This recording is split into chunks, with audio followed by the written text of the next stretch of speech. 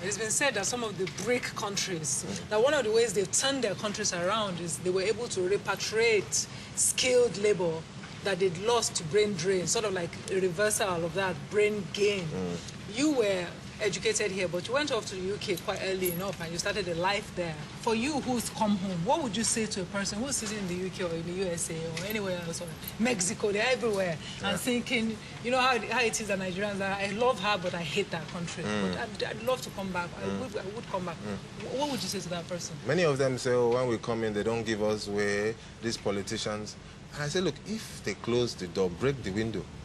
I'm very interested in that because I hear a lot of that too, and I must confess that it irritates me sometimes because like you want to come home to a home that's done. It's not going to be done unless you fix it. But there's a big fear of the political class in Nigeria. I know a lot of people in, outside politics who are great leaders, either in business or in, other spheres of life, and they would not touch politics. They would not even look at it, although politics is such a big part of our life.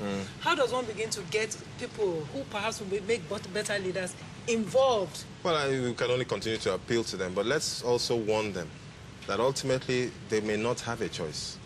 Because we've seen what's going on in the Arab Spring. We've seen how, dictatorships were tumbled. There are even worse examples in history. What we're saying ultimately is that if you think you can continue to exist in your shell and ignore the politics of what is going on, tomorrow the unemployed may get upset. You need to start to worry. Because when that happens, all of us are going down.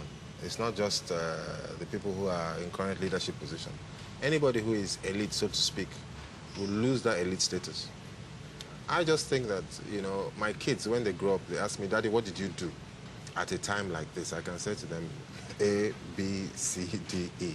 I can actually lay out everything I did because even if the battle is not won, I just want to be one of the people that fought